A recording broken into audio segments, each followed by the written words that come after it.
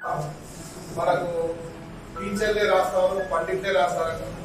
బ్యాంకులకు కవిత్వానికి ఏ సంబంధం అనుకుంటాం.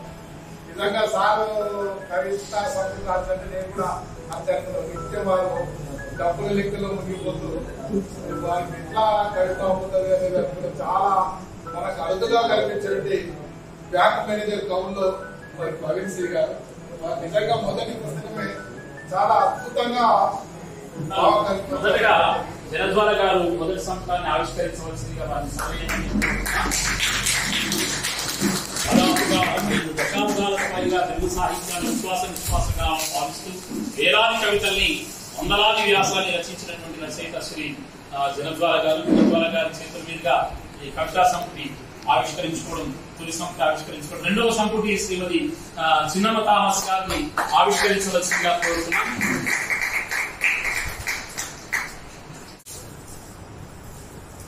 ఇక ముచ్చటగా మూడవ సంపుటిని పెద్దలు శ్రీ సీతాపురం విద్యాగారు గారు ఆవిష్కరిస్తున్నారు. పద్యకవి దాదాపుగా ఇప్పటికి 20 పైగా పుస్తకాలు సొంతంగా వెలువరించి అది ఈ మధ్య కాలంలోనే తెలుగు విద్యాలయం వారు విశిష్ట కవి పురస్కారం, విశిష్ట సాహిత్య పురస్కారాన్ని వారు అందుకోవడం జరిగింది.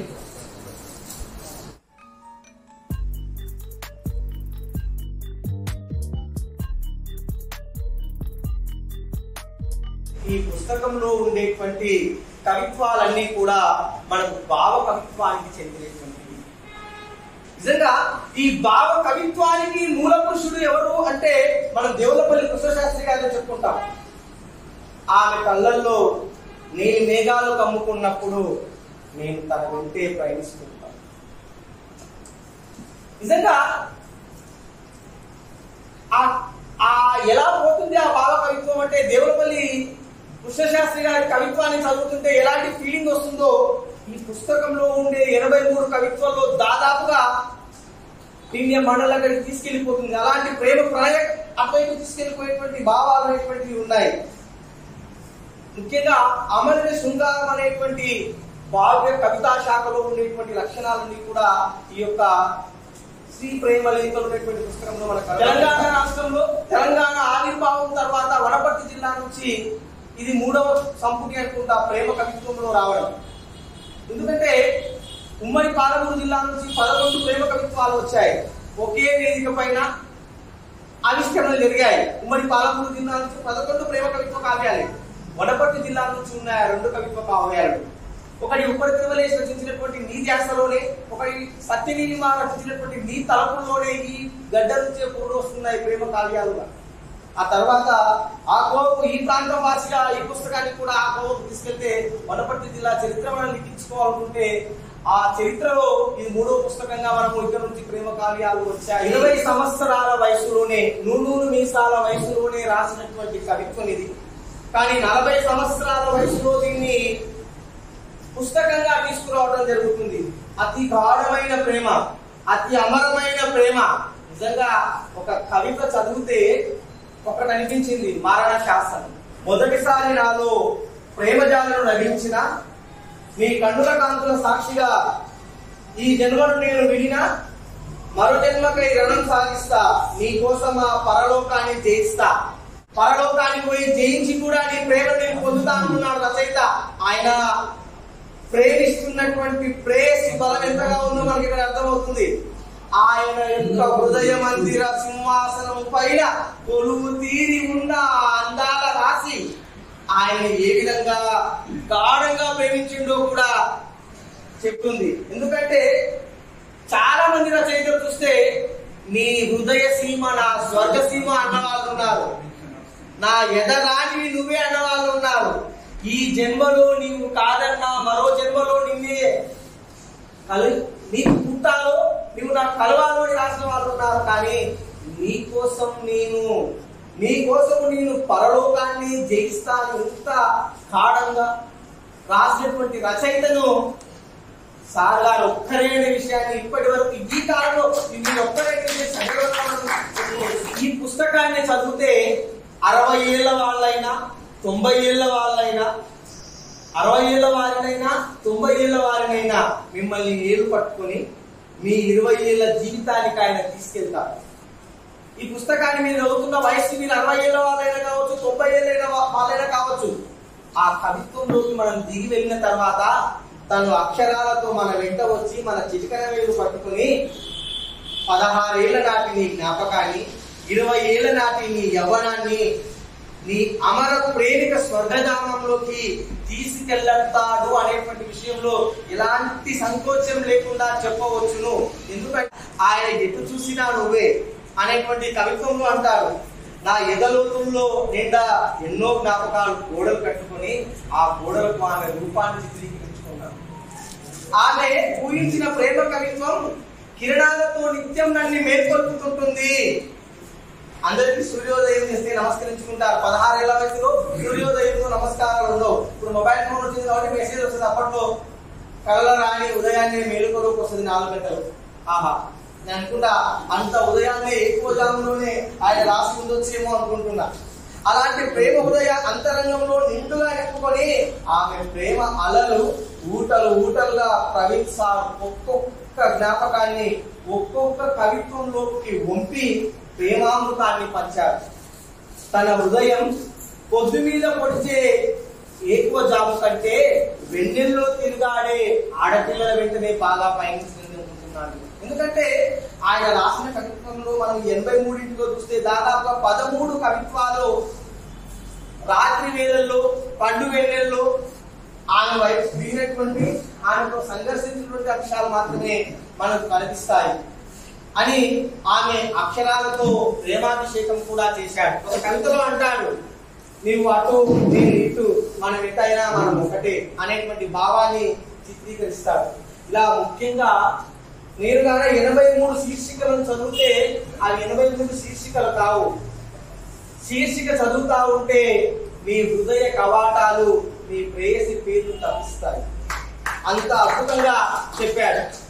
మరి ఈ పుస్తకంలో ముఖ్యంగా 2 విషయాలు కనబడ్డాయి. ఒకటి ప్రేమ, ఒకటి విరహం. ఎంతగా అమితంగా ప్రేమించాడో అంతే అమితంగా కూడా చెప్పాడు.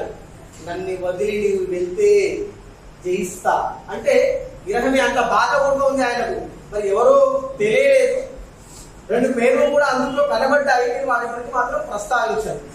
ఎందుకంటే సాహిత్యంలో 83 కవితల్లో మీకు కూడా 2 పేర్లు మాత్రం ప్రత్యేకంగా కనబడతాయి. కానీ ఆ 2 పేర్లే మనం ఎందుకు అనాలి మరి తెలియదు. శుతిమెత్తటి ఆత్మలో సున్నితమైన భావాలతో ఆత్మీయత నిండిన పదాలతో కలంలో ప్రేమశిలను నింపుకొని గలంలో మాధుర్యాన్ని నింపుకొని పదములో ఆత్మీయతను రంగడించి అపూర్వమైన ఆ సుందరి యొక్క కవితలు మీకు అందరికీ కూడా కనబడతాయి. ఒక కవితలో అంటున్నాడు, నా హృదయం ఓ అగ్నిపర్వతం, హృదయాంతరాలం ప్రళయాగ్ని మందిరం అంటూ తనలో ఉండే తపనను కూడా చూపిస్తాడు ఆయన. ఆయన తన హృదయం అగ్నిపర్వతం, ఆ ఉదయాంతరంలో ప్రళయం ఉందంట. ఇక్కడ లైలా మజ్ను కవిత్వం దొరకదు. ఈ పుస్తకంలో లైలా మజ్ను కవిత్వం అయితే లేదు, కానీ కేవలం మజ్ను కవిత్వమే ఉంది, లైలా కవిత్వం లేదు. ఆయన పడిన బాధనే ఉంది, ఆయన ఆమెను వర్ణించిన విధానమే ఉంది. ఆయన నిజంగా ఆయన అజ్ఞాతంలో ప్రేమ సంఖ్యలను మోస్తున్నాడు. ఇంకా ఎప్పటిదాకా వస్తాడో నాకైతే అర్థం కాలేదు. పుస్తకం ఇప్పుడు వచ్చింది, అజ్ఞాతంలో ఇప్పటికీ సంఖ్యలు ఉన్నాయా లేదని చెప్పలేడు, కానీ కంపల్సరిగా మనసులో మాత్రం ప్రేమ సంఖ్యలు ఉన్నాయి. ఆ అజ్ఞాత ప్రేమ సంఖ్యలను మోస్తూ 83 కవిత్వాలు కూడా తీసుకొని వచ్చాడు. ఇలా మీరు చదువుతూ పోతే ప్రతి కవిత్వము ఒక మహాకావ్యం. ప్రతి కవిత్వంలోనూ కూడా ఆయన ప్రతిదీ కూడా అద్భుతంగా తన యొక్క బాధను, తన యొక్క ఎటను, ఆమె యొక్క పుస్తకం కాదు, ఇది ఒక మహాకావ్యం. ఇది ఒక మహాకావ్యం. నిజంగా కూడా ప్రేమ అనే పదాన్ని మనము ప్రేమగా చూస్తే, ఇందులో చదివితే ఎండాకాలంలో సెలవులో నీరు ఏ విధంగా ఊటబావిలోకి వెళ్ళి పుడుతుందనేటువంటిది నిజము, అదే విధంగా ఎంత కర్కశమైన హృదయంలోనైనా ఈ శ్రీలేఖలు పుస్తకం చదివిన తర్వాత ప్రేమలేఖ రాయించవచ్చు, 100% రాయించవచ్చు. నాకు ప్రేమ పుట్టదు, నా లోపల ప్రేమ లేదు అని ఎవరైనా ఛాలెంజ్ చేస్తే ఈ పుస్తకాన్ని ఇస్తే 23 కవితలు రాసిన తర్వాత 100% ఒక ప్రేమలేఖ వస్తుంది. కానీ ఈ ప్రేమలేఖలు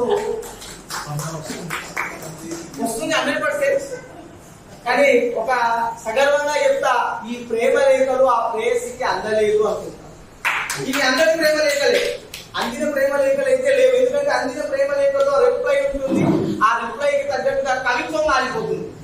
అందరి ప్రేమ లేఖలే, ప్రతి దాంట్లో కూడా తన వేదన, తన బాధ, తాను ఆమెపై పెంచుకున్న అభిలాష ఉంది తప్ప తన నుంచి వచ్చినటువంటి రిప్లైమెంట్ ఒకవేళ ఉంటే నెక్స్ట్ కవితలో అది కనిపించేది, ఎస్ ఆర్ నో. కాబట్టి ఇవి అందుకే నేను రాసుకున్న టైటిల్ ఏంటంటే ప్రేయసి చదవని లేఖలు, ప్రవీణ్ శ్రీలేఖలు. ఇవి ప్రేయసికి అందలేదు ఇంకా. మరి అందిన తర్వాత మరొక సంపుటంతో, మరి అందిన శ్రీలేఖలుగా మరొక పుస్తకంతో వస్తారని, ఇలాంటి పుస్తకాలను మనము హక్కున చేర్చుకోవాలి, చదవాలి అని ఈ అవకాశం ఇచ్చినటువంటి పెద్దలకు మరొకసారి రచయితకు మా శుభాభినందనలు తెలియజేస్తూ ముగిస్తున్నాను. నేను రాసిన ప్రేమ లేఖలు నాకు కూడా నీ ధ్యాసలోనే ఆ ప్రేమ లేఖలు అట్లా కనిపించాయి. అంతేకాదు సారభౌమ దశలో ఆ ప్రేమ లేఖలు రాస్తున్నప్పుడు మనం సినిమాలో ఒక హీరోయిన్ పాత్ర తాను కూడా ఒక లేఖ రాస్తుంది. నిదురపోని కనుపాపలతో నిదురలేక, నిదురపోని కనుపాపలకు జోల పాడలేక, ఈల వేసి సంపుతున్నా ఈడు నాపలేక, ఇన్నాళ్లకు రాస్తున్నా ప్రేమ లేఖ, ప్రేమ లేఖ. ఏ తల్లి కుమారుడో తెలియలేదు కానీ ఎంతటి సుకుమారుడో తెలుసు నాకు. అట్లా ఈ రకంగా చాలా పాటల భావాలు నాకైతే చదువుతుంటే మరి ఈ భావన ఇట్లా ఉండొచ్చేమో అన్నట్లుగా అనిపించింది. చివరిలో కూడా తను విరహ వేదనతో రాసినటువంటి కూడా కొన్ని అనిపిస్తుంది. ఏమనిపిస్తుంది అంటే మరచిపో నేస్తమా హృదయముంటే సాధ్యమా, అట్లాంటివి కూడా మన యొక్క భావాల్లో కనపడతాయి. కానీ 83 కవితలు కూడా ఒకటే అంశం పైన, ఒకే ప్రేమ అనే అంశం పైన వచ్చినటువంటి ఒక గొప్ప కావ్యంగా చెప్పుకోవచ్చు. చాలా గొప్ప రచన. మనకు తిరుమలేష్ గారు చేసినటువంటి పరిచయం చెప్పినట్టు వనపర్తి జిల్లాలో ఇట్లాంటి ఒక ప్రేమ అనే అంశం పైన వచ్చినటువంటి ఒక గొప్ప కావ్యంగా ప్రవీణ్ శ్రీ గారు రాసినటువంటి ఈ రచన అని చెప్పుకోవచ్చు. చాలా బాగుంది సార్, ధన్యవాదాలు. చక్కటి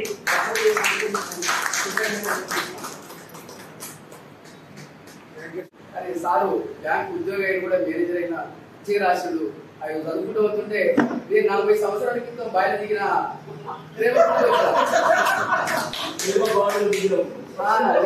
అంటే నాకు ఎక్కువేమో మనిషిలో చదివి చూస్తే ఇంకా నేను కూడా ఆ విధంగా తయారైతే ఎట్లా అంటే నేను చదివి చూసి చెప్తాను చూడండి. రెక్కలుంటే నీటికి ఎగిరేవాడినే, రెక్కలుంటే నీటికి ఎగిరేవాడిని, ఆకాశంలో విహరించేవాడిని,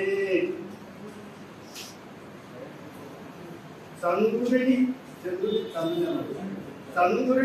సయ్యాటలాడేవాడు, చంద్రుడితో కూడా సయ్యాటలాడేవాడిని, కురిసే వెన్నెలను కౌగలించి బంధించేవాడిని, కురిసే వెన్నెలను కౌగలించి బంధించేవాడినేమో కానీ ఆ ప్రయత్నాల ఫలితాలన్నీ నాకు రెక్కలు లేవని అనుకున్నా,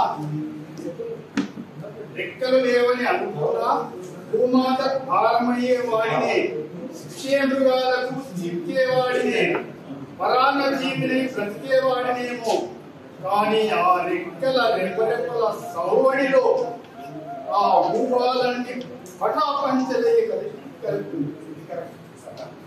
ఇంకొకటి ఈనాటి కవితలు ఈనాటి కోమరి కోతులకు చాలా అవసరం.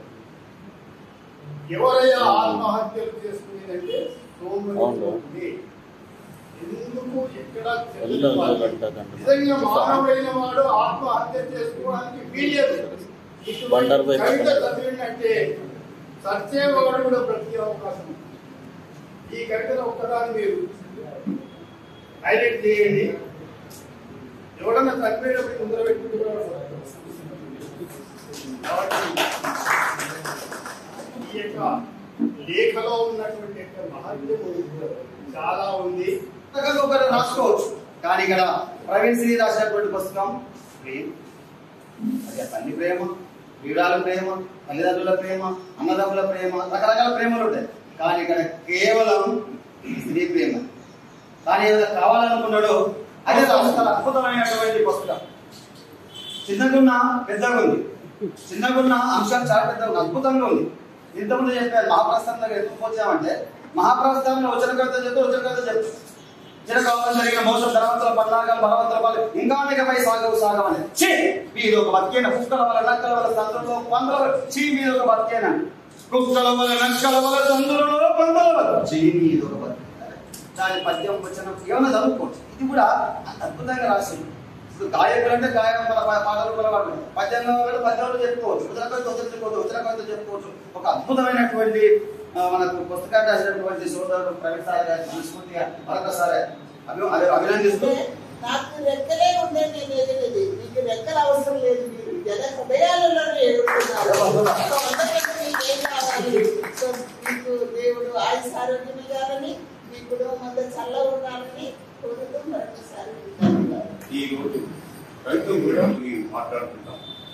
సభా అధ్యక్షుడు ఆత్మీయ మిత్రుడు శంకర్ గౌడ్, మరి అటు కూర్చున్న మా వైరోజు, ఈ ప్రాంతం దత్తలు, మరి చిన్నమ్మ, ఇకపోతే ఉచ్చయ్య, గంధం నార, మధ్యలో 2 నదులు దాటితే, ఓ కృష్ణా నది, తుంగావళి నది, 2 నదులు దాటితే ఒక కవి దొరుకుతున్నాం.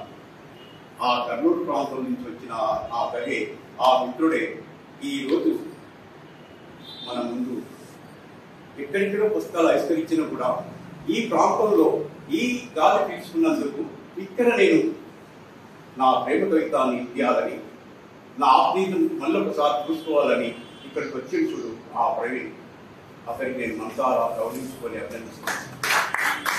ఇంకా శక్తి కూడా ఫోన్ చేశారు మన రాత్రి. ఇంకా ప్రైవేట్ శ్రీ మిత్రుడు ఏమన్నా మన కళావేత్తలు కొత్త కొత్త తీసుకొస్తారు, ఇంకొక నాది అంటే ఇక్కడ ఈ ప్రాంతంలోనే ఇక్కడనే చదువుకున్నవాడు వివేకానంద స్కూల్లో చదివినాడు.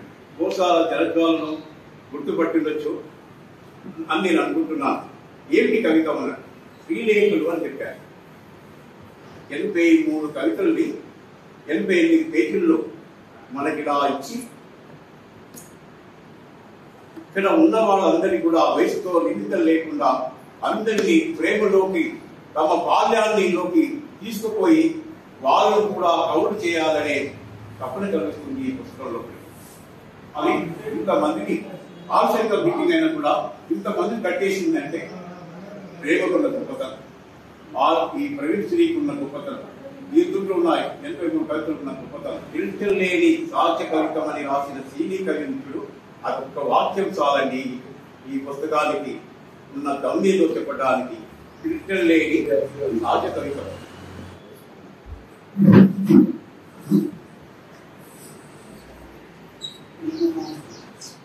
ఈ కవితా సంపూర్తి ఫిబ్రవరి 14 రాస్తారు. ఇక్కడ హైదరాబాద్ లో చేశారు. సో అంతకంటే నాకు ఆనందం ఏంటంటే ఇక్కడ ఆవిష్కరిస్తున్నాను. కళాకారులు, నాట్యకారులు, వాద్యకారులు, అసలు ఇంతమంది సంవత్సరం చేస్తుంటే నిజంగా అనుకోలేదు. ఈ బుక్ నిజంగా చెప్పాలంటే 20 సంవత్సరాల క్రితం రాస్తాను. నేను నెలలో రాస్తాను. మొత్తం ఒక 5 సంవత్సరాల కాలంలో రాశాను అన్ని 2005 ఆ టైంలో. మీకు ఇంకొక విషయం తెలియదు ఏంటంటే, ఇక్కడికి కరెక్ట్ ఒక 10 అడుగుల దూరంలోనే రాశాను. అక్కడే ఉంటుంది నాయకుడు, రాయల్సీ కాలేజ్ ఉంది కదండి, అక్కడే చదువుతున్నారు. ఇక్కడి నుంచి వాకింగ్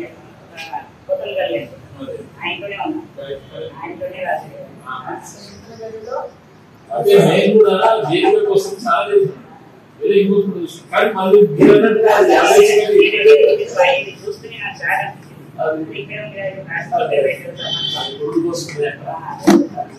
అంటే ఇది ఒక అదృశ్య ప్రేమికుడికి ప్రతి స్థితి మధ్యలను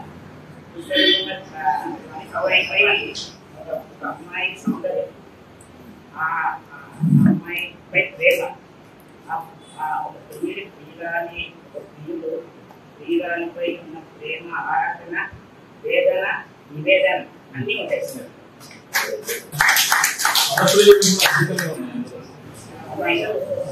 రాస్తారు ప్రేమలో ఉన్నప్పుడు రాస్తారు, కానీ కవితలో కాదు ఏదో చెప్తున్నా అని పక్కన వేస్తారు. ప్రేమలో ఉన్న భాషను బట్టి కవితనే అది. అంటే నాకున్న భాష జ్ఞానంతో, నాకున్న సాహితీ పరిజ్ఞానంతో నీకు రాస్తుంది కాబట్టి ఎప్పటి 5 సంవత్సరాల మొత్తం రాశాను. రాసి భద్రపరుచుకుంటూ ఇప్పుడు నేను రిటైర్మెంట్ అయ్యాక తీద్దామని అనుకున్నాను. 5 రోజుల్లో చేసింది అది సార్.